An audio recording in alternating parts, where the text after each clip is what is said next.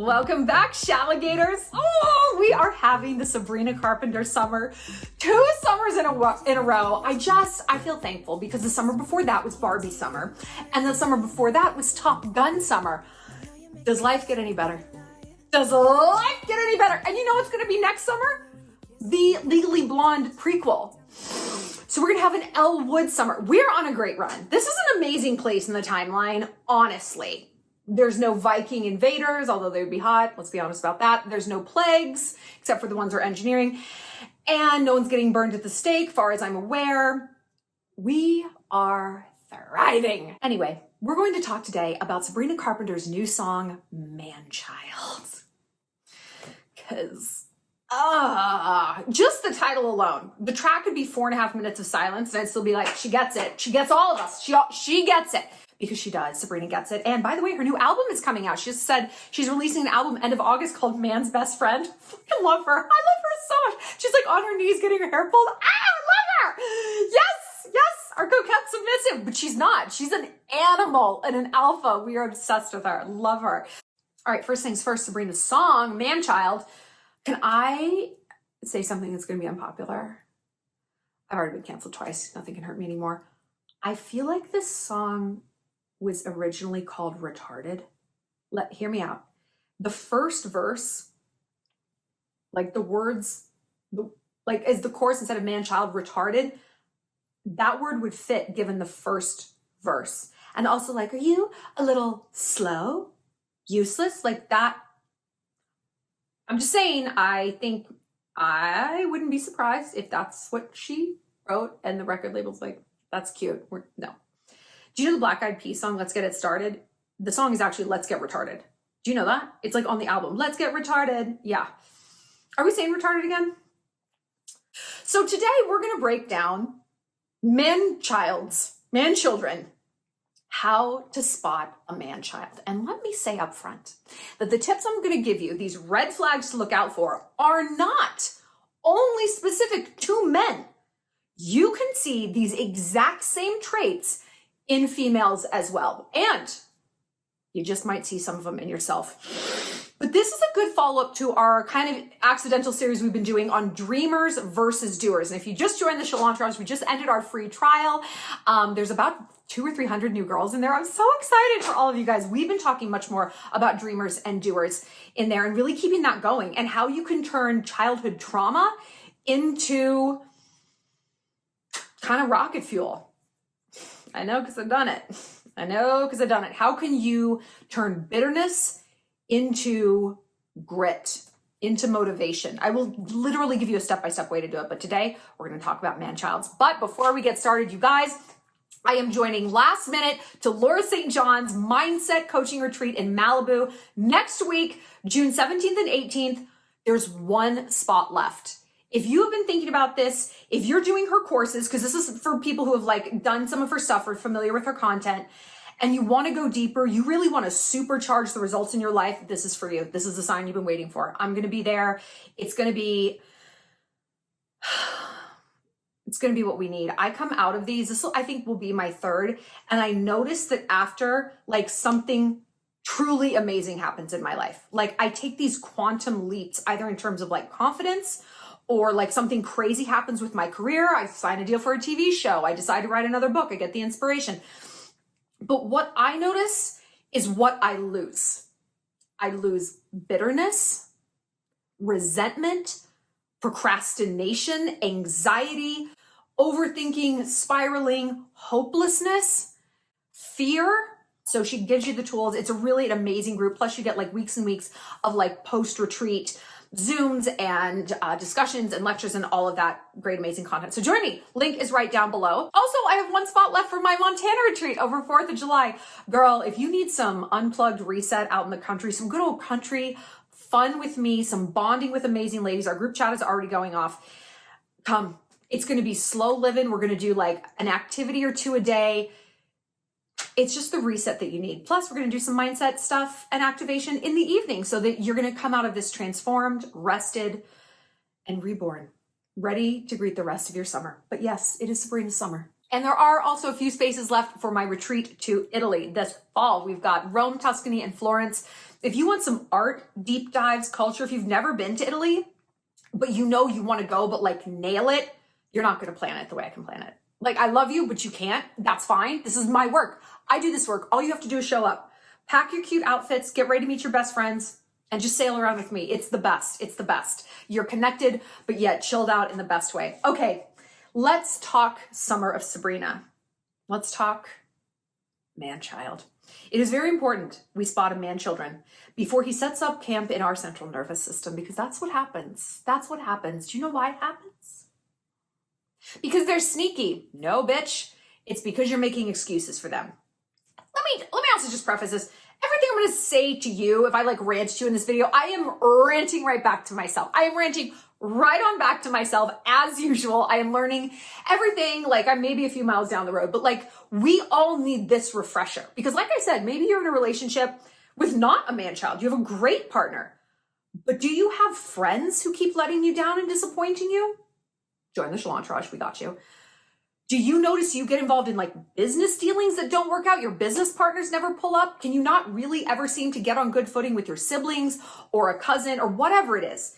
You need these tips also, because like I said, these are kind of gender agnostic red flags. You will be able to spot these things in people. And when you stop making excuses for what it is you're looking at, and by the way, a lot of these red flags, the people are not going to be even making excuses for themselves. You know what that's like? Where we superimpose an apology that no one is giving. I know that he's sorry. He didn't mean to. Did he say that? He's just stressed with work. Did he say that? No, he just lashed out and let you figure out why, and then invent an apology in your head while he sulks and gets taught that based on results, he can do whatever he wants to you because you're not going to leave. And again, girls will do this too. Friends will do this too. We teach people how to treat us. But before we can teach people, we have to understand these lessons for ourselves. So let's get into it. I'll dive right in. I think one of the best ways you can spot a man-child is to give them a decoy catastrophe, a decoy problem. I do this with almost everyone I date. It's not that like I'm making something up, but I will, like a few dates in, I'll introduce something I'm having a problem with. And maybe it's like, I don't know how to get this new reformer that I bought up my stairs, which is true. I bought a reformer and I can't get it up my fucking stairs. Why did I think I could? Anyway. Or I found a baby duckling and I don't know what to do and it's breaking my heart. Like something that isn't like, I've got a sick parent, I'm losing my job. Something that like a man could figure out, right? They could figure it out. Do they? Do they offer like, hold on, let's research some ducks. Get your phone out too. We're going to research like what to do with a baby duck. Did you call a bird sanctuary? Did you call your local vet? Did you go to the ranch supply store and ask them? You need getting this thing up the stairs? I can come over this afternoon off work. Let me bring 2 of my buddies. Maybe you could pay them with a case of beer. They'd love that. Is he offering anything beyond, yeah, damn, that's crazy. Damn, that's crazy, huh? Or a phrase that I swear to God, you guys, I swear to God, this phrase sends me into the stratospheres. Fair enough. Fair enough. Why do men say this all the time? I don't even know if this relates to the example I'm giving. I just feel like I need to get it off my chest. Here we are. Why do men use this term all the time? All the time. Fair enough. That's fair. It just like irks me. And can someone please explain in the comments why? I've had one girl say like, it's because they are positioning themselves as the arbiter of fairness. It's funny. She's like, you don't get to fucking decide what's fair, Tyler. She just lost it. She lost it. But I'm like, nah, I don't think that's what bugs me about it. To me, it's just a thought-ending cliche. She's like, It's like thumbs upping a message, like yellow thumbs up. Like, I have nothing more to add to this, so fair enough. I guess it does smack with like, I guess I accept that as your answer. Tyler, fuck off. Guys do it all the time when you start to look for it. They also say, I appreciate you instead of thank you. Thanks, appreciate it. I appreciate it. They tend to use that word. I don't know. It's cute. It's just funny. Like the linguistic differences between the sexes are funny. Give him a decoy problem. See how he handles it, right? See what he does when you don't take his advice, when you push back. And I'm not saying like be combative, or be like, you're stupid. But if it just doesn't play out that way and you get someone else to help, or you just don't take his advice, what does he do? What does he do? Does he pull up for you at all? And what does he do when he doesn't get what he wants? Right?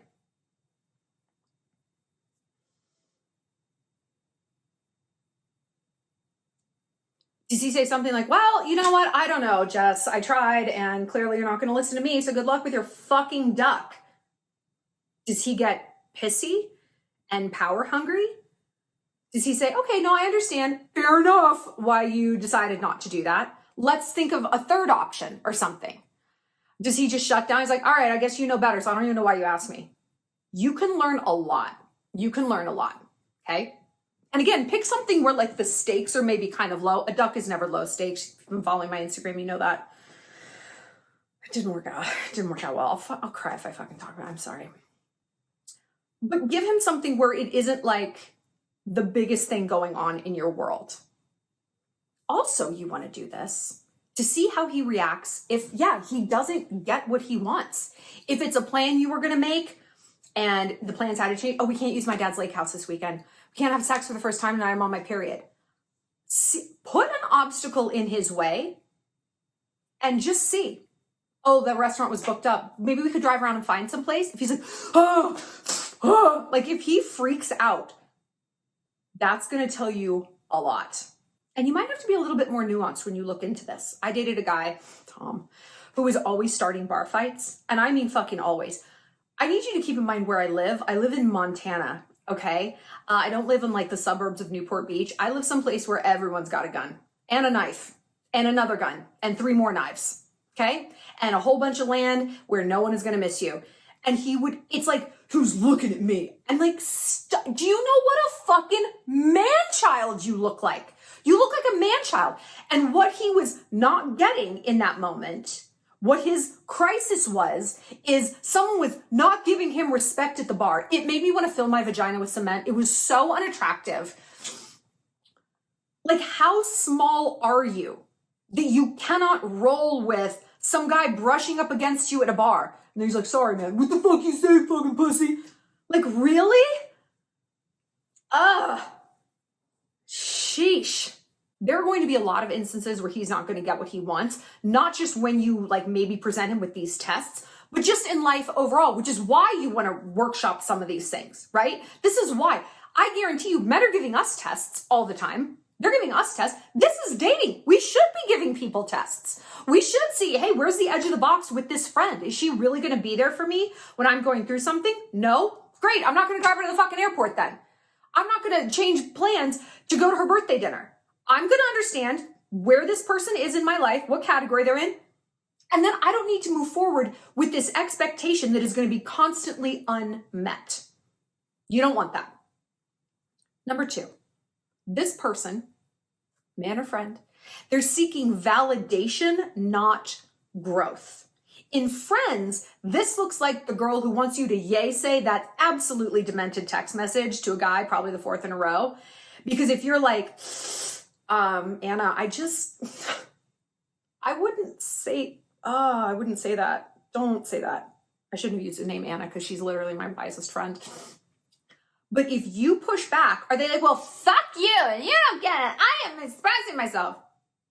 Again, how does someone react when they're not getting what they want? And sometimes that's power, sometimes it's sex, sometimes it's a lake house, sometimes it's validation. If you're dealing with a man and he's, I just don't make enough money, my boss is holding me down. Great, babe, let's get on LinkedIn tonight. Let's update your resume. I'm processing, okay? I just need to think about things. That's not a man who's gonna do anything worthwhile in your life. Anything positive worthwhile. He will destroy your life. He will see that as something worthwhile to do. He will not be a positive force, a force multiplier in your life. Okay? Because he's not actually looking to grow. He is looking to bitch and to be soothed. You know where else we see that dynamic? You know, it's crazy. Mommies and babies. Chicky Tendies Paw Patrol. Just a complete meltdown in the aisles of Hobby Lobby. And you have mommy soothing. I am not anyone's mommy. I'm sure as fuck not gonna mommy a guy that I'm sleeping with. That's gross. That's gross, okay? No, thank you. So look at what he seems to be seeking in these moments. And I'm not saying don't comfort your man. No. It's important to note that a lot of these traits singularly, or these behaviors singularly are fine. We girls, we know most of the time we don't want solutions when we're complaining about something. We want comfort, for sure. It's not, does this ever happen? Is this a chronic pattern? Is this a chronic pattern where he is not ever trying to take constructive criticism? He cannot roll with any sort of deviation to what it is he wants and is focused on. Can't do it, won't do it. If it is chronic, then that's who he is. This is baked in. I also want you to give, in addition to a decoy crisis, a decoy celebration. Something, again, not like, I got into med school, like that's huge, but I'm talking about something like maybe a little smaller, but still badass. Still badass. Like, I got interviewed for the London Times recently. They're doing a big deep dive on Lauren Sanchez and how she got Jeff Bezos, basically. And I've done videos on her in my Shallon course, like last year's Evil Week. It was a whole course on social climbing. She was a central figure in that, like, because I think her mom cleaned houses or something. Like, she's the daughter of a cleaning lady, and she is now going to marry the richest man in the world. She pulled herself up. How did she do that? Well, I can tell you. But like something like that would be an example. Like, it's a career achievement. It's not like, I'm the CEO, whatever. But it's something that deserves a celebration. It's something that is like, whoa, not everyone's doing that. You got your 500th client. You got a licensing deal with the local college. You did this, you did that. Wow, girl. You want to see what he has to say. If he's like, yeah, that's cool. Anyway, Joe Rogan, Theo Vaughn's podcast. Like, if he is immediately pivoting out of that man or that friend, I see that very starkly in friends. They're the worst kind of person, the worst fucking kind of person. They are the kind that are drawn to an alpha, but intimidated by them.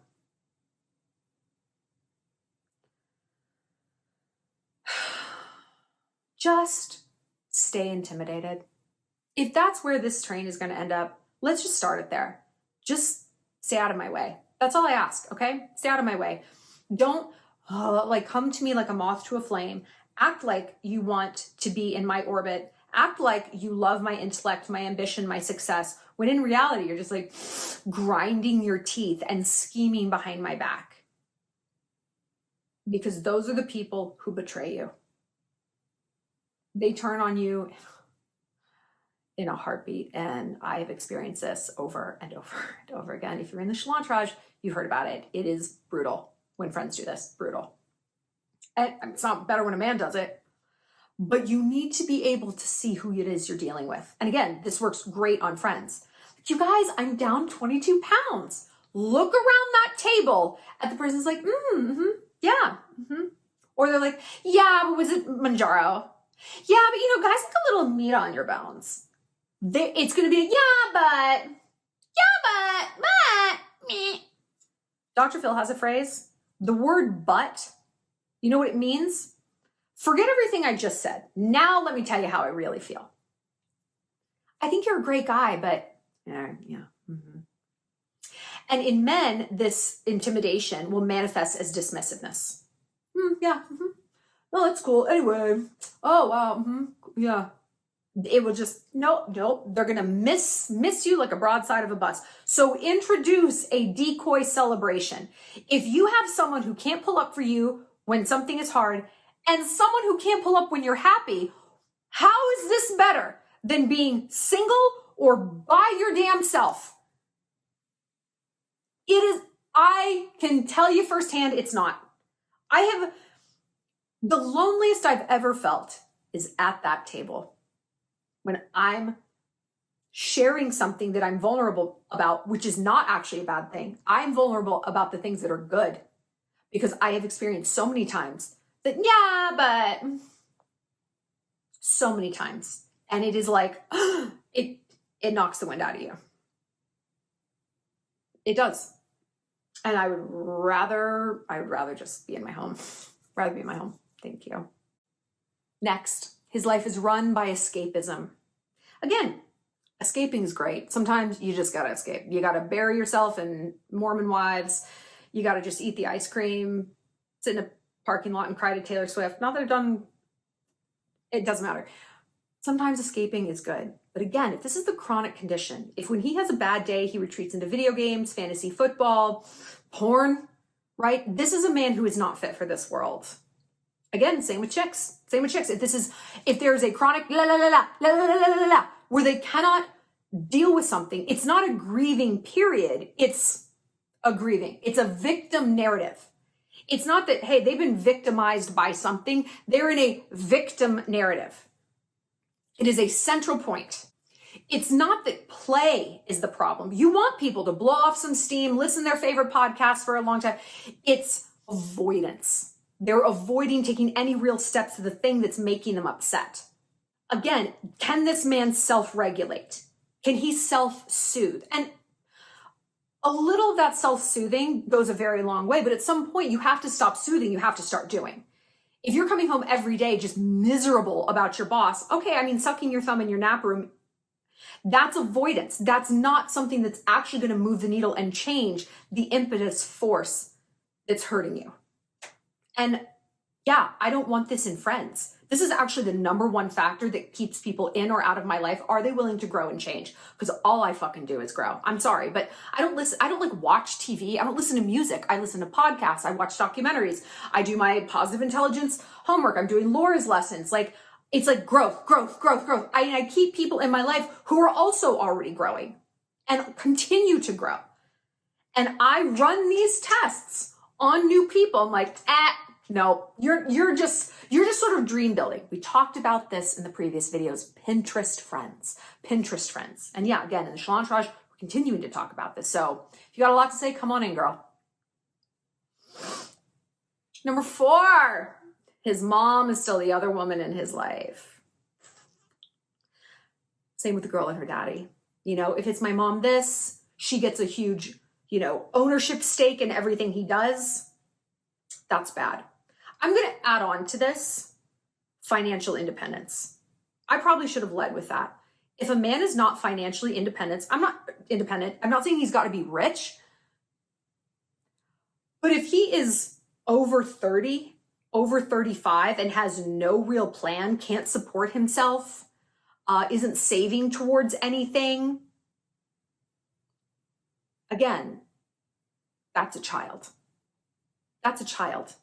And he is going to lean on you and your plans and your support, or worse, he is going to cut you down for your plans and your goal getting and your ambition because it makes him feel like less of a man, which is the appropriate response. Again, we see this in women. I see this constantly in women. They have if they're not growing, no shit, they don't have a plan. Why on earth would they? A plan for the next 5 years, I don't know, drink more? That seems to be your goals now, so you're nailing it, sis. You're nailing it. So the man-child focusing on the mommy thing, you're gonna see this because he's gonna expect you to clean up after him. You are going to then mommy him in a lot of other categories, right? You are not just gonna be responsible for his self-regulation, calming him down, because he cannot regulate on his own in any sort of healthy way. He can drink, he can retreat, he can lash out. Can he go into his own fucking mind palace and be like, what's really under my skin? What's bothering me? Again, how this manifests in a woman.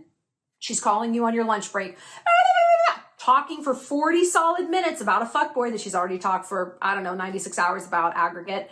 Nothing's ever going to change. You have to soothe her. You have to be the co-author of all of her texts.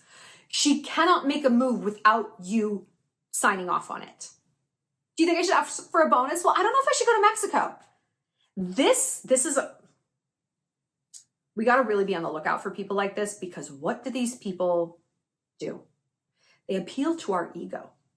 And some of the smartest and strongest and like most proud women I know are the exact ones who get drawn into a mommy dynamic with a guy or with their friends. Because that, I need you. They're like, really? Like, yeah, you know everything and you can do this and I don't know how to do this. Help me. It's an ego boost. It's an ego boost. But what this ego boost, what we also want is total control. That's how the ego works. We want validation. And on the flip side of that, we want complete control and complete capitulation from these people, from our victims.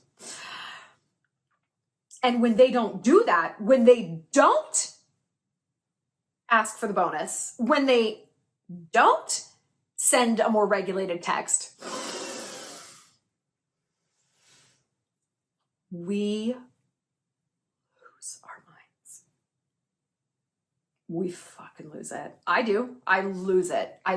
Like, I have read the let them theory 500 times at this point. It's like, let them roast in the sun. I've even written a blog post about it. Follow me on Substack, Eat, Pray, Love. Let them wear flats. I have a touch of a bone of this. I do this. And you know how I stopped doing it? I reinvest in myself. I have to reinvest in myself because what I'm after is to feel good about being an expert and knowing everything and also have all the power and the control. Guess who the fuck that would center around? Me, hello? You got a project right here. You got a renovation right here, girl. There's always a new layer of the onion to uncover. And it's not a coincidence that as I have been adopting this let them theory, we're just going to call it that because I've been doing it way before Mel's book came out or I heard about her, had that label to give it. When I have receded back away from people because they betrayed me, because they showed they weren't growing, because they hated me for the way I was growing, and I've reinvested that back into myself, as that circle got smaller, myself got bigger. My happiness got bigger. Honestly, my butt got bigger. I don't know why. I think my boobs are perkier than ever. Because I'm focusing on myself and my glute med exercises and things that make me happy. I've gotten prettier. I swear I've gotten prettier. I'm sleeping better. I'm not stressed. I'm not drinking. I'm not eating like shit. I'm hydrated. Like, let's just start there. I'm not blowing my money on wine nights out and trauma dumps. I'm saving them for like quality skincare. I have reinvested. And when you start to see that payoff, you're like, I am never going back. Oh my God, I'm never going back. Now I need people in my life who enrich it as much as I do. And the bar is already here. So you better be bringing your A game, girl, boy, anyone. Because I'm bringing my A game to myself. So the mommy version of the Manchild, which honestly, that's all of them. That's like their central coding. He is going to foist a lot of labor onto you, making the dentist appointments, making the travel plans, picking up the dog, buying his mom a birthday gift, right? And when you're like, kind of seems like I'm doing a lot. I don't remember him buying my dad a birthday gift. Don't remember that. It's going to be, well, this is teamwork. Babe, you're so good at this. Again, it's going to go to the ego. It's going to kick up your ego and you're going to be like, I am good at this. You know what? You are probably good at almost everything that a toxic person enjoys. Sex, listening, gift giving, planning. I think that there's this weird sort of idea that we can only get paid for things we hate doing. Do you ever notice this?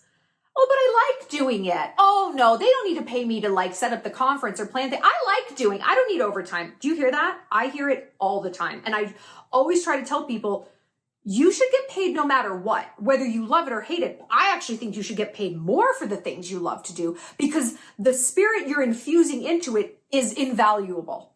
Invaluable. Like, I don't want a trainer who fucking hates it. And they're just doing it to pay the bills. I don't want to work with that person. I don't care if they're half the price. I don't want to work with that person. They're not invested. They don't want to be here. They're going to give me bad advice. Like, there is something inside of them that's going to fuck up their job performance. No, thank you. I want to be with someone that's like, I love training. I love Pilates. I love career coaching. I love this. I love this. They're going to be consistent. They're going to show up better. That energy that's coming off of them being in a positive alignment, will benefit me directly. Oh yes, one of my favorite. Talks big, but he acts small. We love a talker, don't we? We love a Pinterest bro who's just, working on that startup, about to get a soccer league going. It's always just on the horizon. There's always just one more piece of something that needs to line up. And you know what? Weirdly, it just never kind of does. Never kind of does. And again, this, along with all of these traits, fuck with your mind, because in small doses or in encapsulated existences, that's normal. Well, yeah, you have to wait for funding before you start your company. Well, yeah, you need to finish rehabbing your knee before you can get back to running. Like, yes, that makes sense. But how you do one thing is how you do everything. I talked about this in the Shallon Entourage. You look around someone's house, it will tell you everything you need to know. Not that if it's messy, although I'm sorry, like, clean your fucking house. Like, I don't want to hear that. Like, clean your house. And people are like, well, people are busy. They have high-powered jobs. I do. Me too. I hire someone, right? Once a week, someone comes in and cleans my house because I don't have time or the inclination to do it. And I'm a girl. I have things and they go places. Great. I'm talking about people who have half-finished projects. A door that's not on the hinges anymore and it's half painted. A bread machine or some bulbous food dehydrator. Why'd you buy that? It's like an aspirational purchase. Lawn furniture that's not totally set up, a car up on blocks. You look at that and I mean, really see it and absorb it. That is writing on a wall. That is a red flag. And again, this is men or women.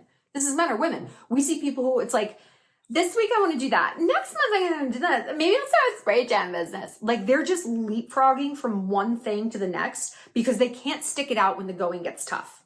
Oh, fuck. I actually have to look into FDA regulations and start a spray tan business? Okay. What? I have to form an S Corp. What? They give up. Is this a person you want for your partner? I don't want kids, but I still look at my partners through the lens of, would this man make a good father? Because sometimes the person needs the daddy is me. And listen, this is, I hope I don't sound toxic saying that, but in that I need someone who's gonna be able to solve a problem.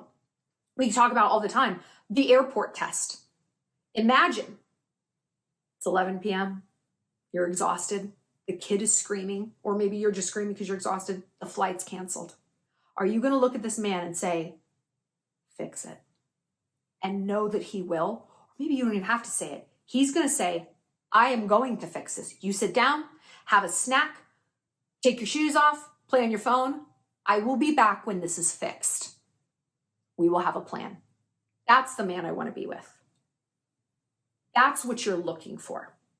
And if you don't want to run that little test, and again, this only has to run in your mind. Maybe that's because you know the answer. Maybe that's because you know that friend, if shit really hits the fan, you're not going to want to tell him. You don't even want to tell her that you're on the outs with your husband because you don't know how she's going to spin that to everyone else. Maybe you don't. Maybe you don't trust her. We have to run these tests either in real life or just in our mind because you know what? We are smart people. And if we've known someone for any length of time, you're like, I don't know, is this a toxic person? Run the tests, run the mind tests. Next, he weaponizes your vulnerability. Yes, they love to do this. This is a classic technique of a Casanova type, of a great seducer. They trauma dump. They tell you all about the thing that happened. And they do it like date number one. So that, and this is like the hyperlapsed, super like intense version of this. So that at the end of the night, when they're like trying to fuck, and you're like, what? We just met. We don't know each other. They're like, what do you mean we don't know each other? I told you about the time that I saw an owl bullying a crow and how that affected me, Jenna. They are going to throw that back in your face. And they are going to, because it creates like false closeness. This is the fallacy. It creates a false closeness so that you feel bad walking away. Oh my God, this guy opened up to me. Do you know why a lot of people open up? Because they're narcissists. They love to talk. The most toxic people in the world go to therapy regularly. It's like that meme. Somewhere, The most selfish person you know is being told by a therapist, it's okay to be selfish. The people who demonstrate the least growth go to therapy the most. Why? Because they talk about themselves for a fucking hour. And therapists, honestly, don't tell you to do shit. This is why I do things like Laura St. John's courses. And also, I've mentioned this before, positive intelligence with my friend Anna. I'm going to put the link down below. Mention me when you sign up, you get 15% off. Nothing has impacted my life at warp speed, because that's the thing, warp speed, like Laura's teachings and positive intelligence with Anna. Positive intelligence is like, it's how to stop your mind from spiraling. It's how to take back, like, literally the powers of your mind from this like pantheon of little villains that live inside you. A hyperachiever, a controller, a victim, the restless one. And these things hijack you so constantly to the point that you don't even know that it's happening. You just think that this is your personality. Well, I just have a bad temper. Well, I just react that way. Well, this is just what's happened to me. This is how I am. No, it isn't. It's like a parasite has attached itself to you. And if a real one had, you wouldn't be like, I just throw up every 2 hours. That's just who I am. You'd be like, something is wrong with me, right? So these things have helped immensely. Therapy, it's a lot of like, I remember getting a lot of that look. Yeah, must be tough. Okay. I'm a doer. I'm not just a talker. I'm a talker too. But I want to like do something. If I've shared a trauma, it's either because I'm completely over it, right? In which case I'm probably not going to bring it up in a huge amount of, or I'm trying to move through it. Man children, toxic friends will do it to get their hooks in you. The number one thing a predator wants is pity. Hey, little girl, can you help me find my lost dog? Oh, he just means the world to me. Please come with me. We have to find him. Something could happen to him. We remember those spook stories from our childhood, and the kernel there, the core of that is he is going to use pity.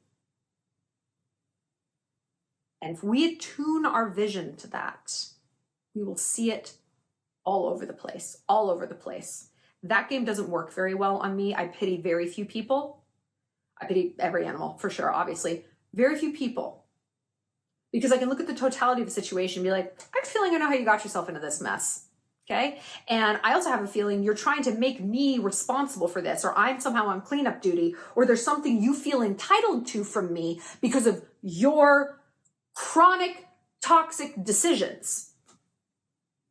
Things that are beyond the scope of what normal help would be. I volunteer at a food bank twice a week. I wash dishes in a commercial kitchen.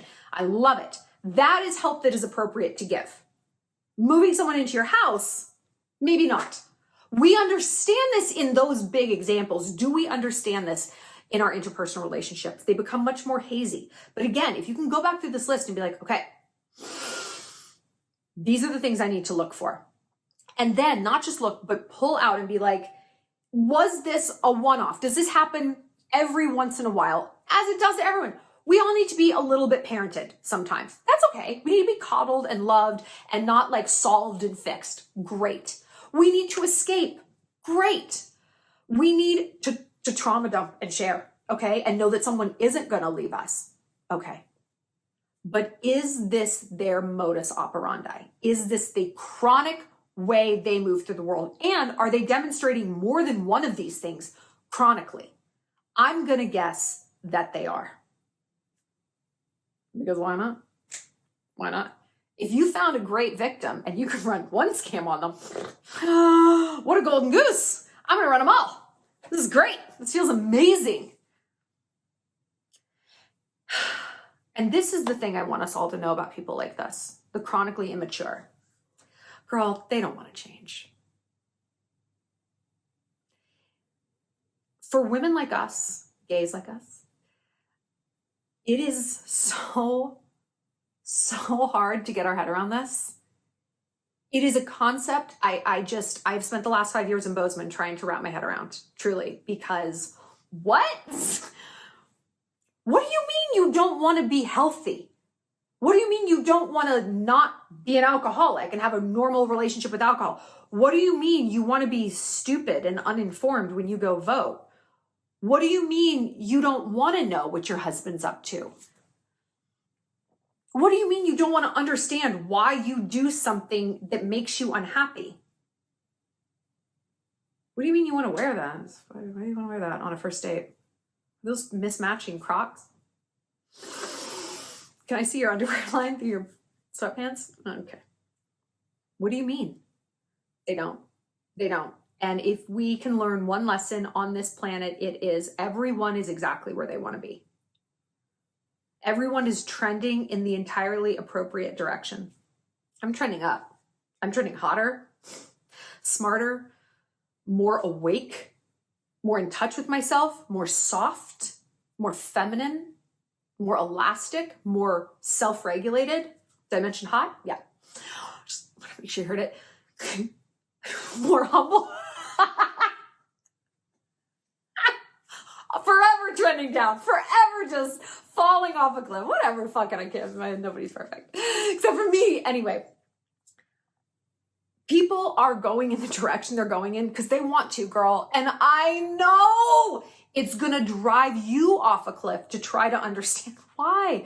When the answer, you know, as you see it, is like, but if you just listened to me, if you just listened to me, if you listened to me, you wouldn't be in this mess.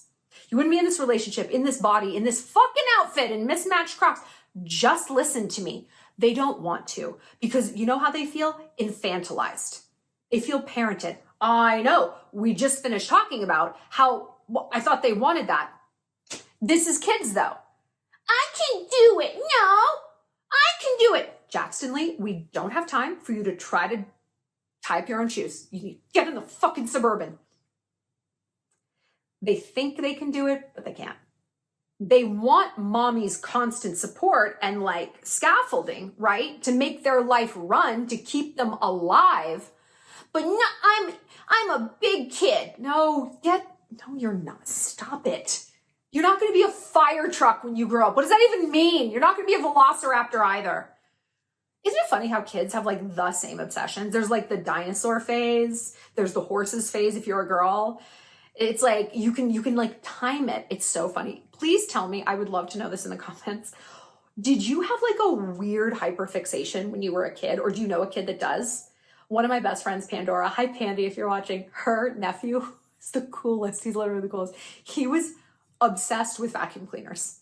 It's like 3. It was incredible. Every time you go to someone's house, you'd be like, "Where's the vacuum cleaner?" I didn't go see it. It's crazy. Nobody knows why. And then just one day he's like, "I don't care about vacuum cleaners anymore." It's amazing. Anyway, I would love to know your hyperfixations. We have to just let people be who they are. I know you could change them. I know that. They don't want to be changed. Because look, I mean, think about it, girl. Why would they when they could just keep running games on people like you? They don't have to change. They don't have to change. They can keep doing fantasy football and binging Joe Rogan for 8 hours and calling their mom every time the wind blows. They could just keep doing that. They don't have to change. You know when men change? When something really bad happens. That is the ugly truth of it. Women, I think, are much more self-starting in terms of personal development. I mean, I've never gone to a man's house and seen a shelf of self-help books. Every single woman has one. Or like vision boards and affirmations. My house is a self-help book. Like, I'll take you guys on a house tour sometime, but I can see like 6 vision boards from where I'm sitting just in my studio here. Because I'm always trying to take in like positive messaging, grow. Some guys do that. Some guys do. Not all of them. But you know what? Not all women do either. But I think pound for pound, women are much more likely to self-start. Men, they like, it's like, big growth, big growth. And I think women, like everyone maybe who is growing gets to the same place, but I think women, it's a much more steady continuum. Men, it's based on they lost their job. Their girlfriend left them because you sent an unhinged text for no reason. They had to move. There was a war. Like they're warriors, and warriors activate. They're hunters. They activate. They stalk the elk, and then it's a big action, right? Women are nurturers. We're caretakers. We're birthers. Like I'm talking caveman things, right? And mothering is constant. It's just, it never ends. It's not like I do nothing, big mom. Like is constant. And so I think women are more accustomed to that and the constant micro-growth, and men do it in quantum leaps. And if you think you're the thing that's going to spark that quantum leap, I don't know, girl, maybe you are. Maybe you are. It's not a bet I would take. That's not a gamble that I would bet the farm on. If there's anything that's going to hyperlapse a man-child into maturity, it is you walking the fuck away. I know, because I've done it. And now I no longer see my removal of myself as a negative thing, as cruelty. I see it as, you know what? I am actually giving you a gift. I am giving you the gift of a rock bottom. I'm giving you the gift of loss. Let's see what you do with it. Is this going to entrench you in whatever victim narrative you're in that caused you to scorch the situation? Or are you going to be like, wow, what have I done? Let's maybe take a look in the mirror. And you know what? Same for you. When we walk away from people who don't seem to want to change, we have to confront the demon of, why did I stick around so long? It's the clown metaphor. Don't blame him for being a clown. Ask yourself, why are you at the circus? Why are you promoting this show all the time? Why is this the greatest show on earth for you? And when I decided to start walking away a lot more, I had to confront my demons of why was I permitting and promoting things? Why was I doing this? Why was I pulling up for him and momming him? And for me, one thing I learned through positive intelligence is that it allowed me to be the victim. I was able to be victimized by a man-child or a fuckboy or a bad friend. And then I was able to give myself this pity, which was a very poor, flimsy substitute for what I actually wanted, which was self-love. And being able to recognize that, I was able to cut out all the toxic things I had put between me and self-love. I was even able to take out pity in the victim narrative. And so now when I feel those triggers, and positive intelligence helped me to recognize what they were. When I was like, oh my God, I'm in a victim narrative. Oh, here it comes. Instead of ranting and raving and sending a text and doing all these things, it's, I need some love. I need some love from me. What do you need? Is it a Costco sheet cake? Sometimes. Is it a mani-pedi? Is it, and usually, you know what 90% of the time it is? It's literally just laying down for 10 minutes, being quiet and still, hydrating, listening to what my psyche is trying to tell me. That's it. Wow, that's a lot easier than engaging a toxic relationship for the rest of my life and keeping shitty friends around. But you gotta be willing to look at that, which is exactly what we started this video off in saying. Are you willing to look at these red flags in people? And the reciprocal, the equal and opposite reaction is, yeah, I'm sorry. Are we able to look at where this complicity? Oh gosh, complicitness, that's not a word. These aren't words. That thing where our willingness to participate in this comes from. Why are we okay with this? If no one was okay with man-children, they wouldn't exist. They'd be like, well, fuck. They'd grow up. Right? So we don't need to be creating these monsters. And if we do, if we are chronically drawn to people like this, why? And again, if you don't know, positive intelligence was huge in helping me figure it out. I mean, it was the only thing that helped me figure it out. Therapists didn't. So let me know. If you know of other man-child traits, please put them in the comments. I would love for us to swap some information here. Or same with like toxic best friends. Ooh, yeah, I definitely want to know about that. All right, guys, I will see you later. Like I said, there's one spot left for Laura St. John's Mindset Supercharge Retreat in Malibu next week, June 17th and 18th. Join me. It's a very small group. I think it's only 5-6 people. She keeps it very small because it is like hyper lapsed, hyper tailored to what you are trying to unstuck yourself from and where it is you're trying to go. I hate the feeling of being stuck. But as Laura says, stuck is just a feeling. And if you want to join Positive Intelligence, click the link down below, save 15% when you mention me. And if you want to come hang out with me on my own retreats, come to Montana for the 4th of July. It's going to be an amazing summer vacation that we just don't get to have anymore as adults. And if you've always wanted to go to Italy but don't have the time to plan it, honestly wouldn't even know where to begin, I got you. Come on my Italy trip this November. I hope to see you girls IRL, and if not, I will see you online, hopefully in the Shallon Entourage, where you're gonna meet hundreds of amazing girls, 5 deep dive advice videos a week, and access to all my best courses. All right, ladies, I'll see you later. Mwah!